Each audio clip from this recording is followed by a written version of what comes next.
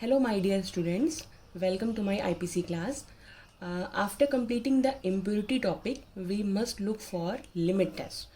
So, what exactly the limit test? Limit test क्या होता है? जैसे हमने इम्प्योरिटी में पढ़ा है कि किसी भी इनऑर्गेनिक कंपाउंड में या फिर फार्मास्यूटिकल प्रोडक्ट में प्रेजेंट ऐसे इनऑर्गेनिक एलिमेंट्स जो कि प्रोडक्ट की प्योरिटी को डिस्टर्ब करते हैं, इंटरफेयर करते हैं, उसे हम कहते हैं इम्प्योरिटी. ओके, तो उस इम्प्योरिटी को चेक करने के लिए, उस इम्प्योरिटी को डिटरमाइन करने के लिए there is a test which is known as limit test. And why does it call as limit test? Just because we should check the impurity on their extent of limit. Means कि impurity की जो सीमा है वो कहाँ तक है, impurity कहाँ तक प्रेजेंट है, उसकी एक लिमिट होती है. अगर एक लिमिट से ज़्यादा इम्प्योरिटी प्रेजेंट है, इट मीन्स कि हम उसको मार्केट में नहीं भेज सकते या फिर वो यूज़ करने लायक नहीं है. ठीक है. और अगर लिमिट के अंदर इम्प्योरिटी है, इट मीन्स कि वो उसको हम यूज़ कर सकते हैं. लाइक हमने देखा है मार्केट में कई सारे प्रोडक्ट्स हैं, फार्मास्यूटिकल प्रोडक्ट्स हैं, कई मेडिसिन होती हैं जिसमें हम 100% प्योरिटी नहीं लिखते. पता है 99.9%, 90% इस तरह की हम उस पर लेबलिंग करते हैं कि 100% प्योरिटी कहीं भी नहीं होती. थोड़ी बहुत एक्सटेंट में, अमाउंट में इम्प्योरिटी प्रेजेंट होती ही है. तो इसीलिए इसका नाम है limit test. Just because we should have the check the amount of impurity present in the pharmaceutical product. Okay, so we will start by the definition.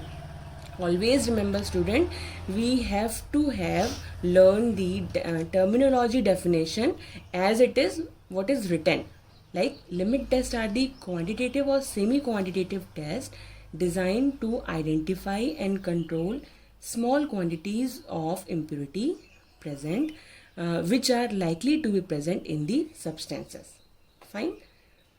So these tests perform over the basis of comparison method. Always pharmacopoeia always prefers the comparison method to test the impurity or to for the limit test. Okay, so these reactions extent of impurity present can be estimated by comparing visible reaction response of the test and standard.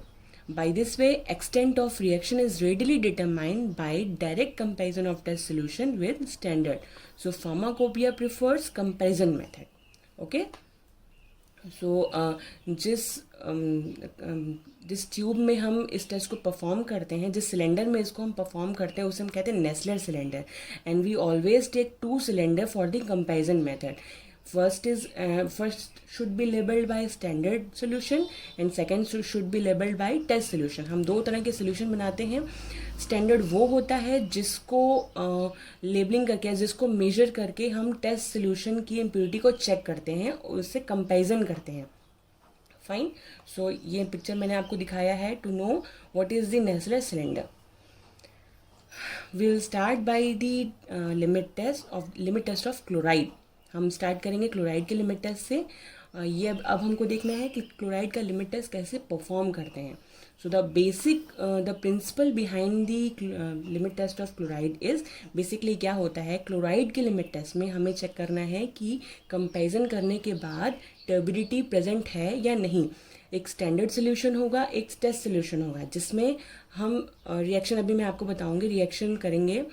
बाद में हम देखेंगे कि क्या दोनों में turbidity किस में ज़्यादा प्रेजेंट है. फाइन. तो बेसिकली इसका प्रिंसिपल क्या होता है, the formation of the. So this reaction I have written for you to show the chemistry behind the limit test of chloride.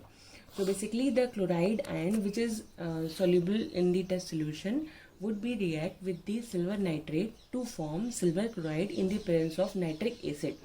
अब प्रेजेंस ऑफ नाइट्रिक एसिड क्यों है?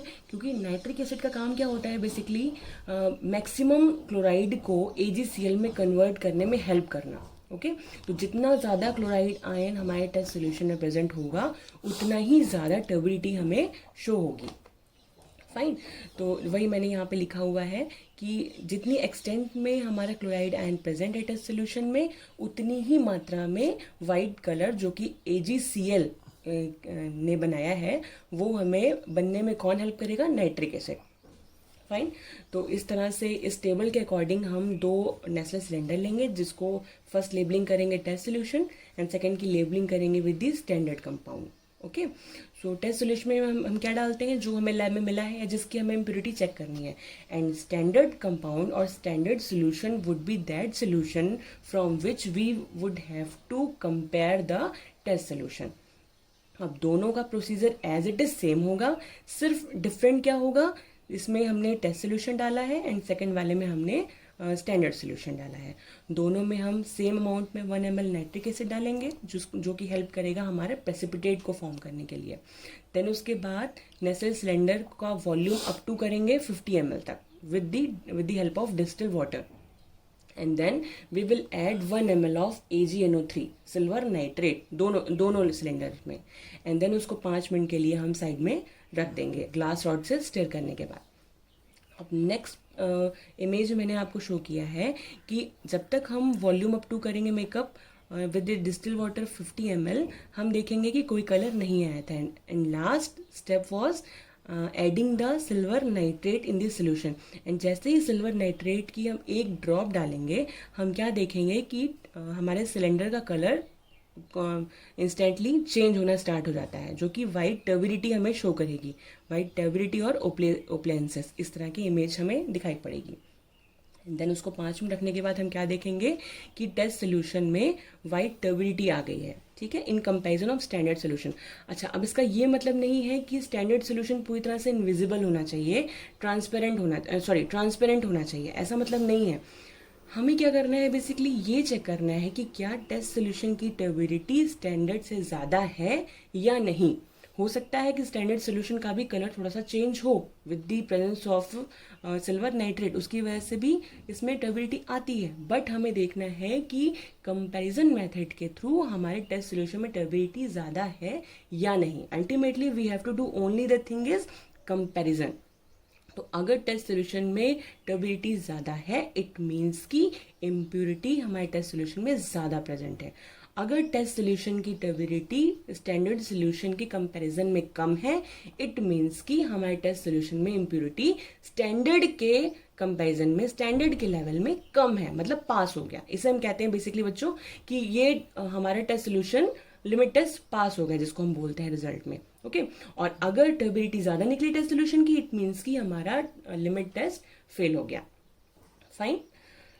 सो ऑब्जर्वेशन के अकॉर्डिंग, जैसा ही मैंने आपको बताया कि it's all depend upon the turbidity of the test solution in comparison to standard solution.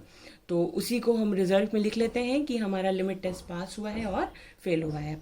I hope बच्चों आपको आज का वीडियो पसंद आया होगा, समझ में आया होगा, और इसके आगे का जो पार्ट है वो हम नेक्स्ट वीडियो में शेयर करेंगे। Thank you so much.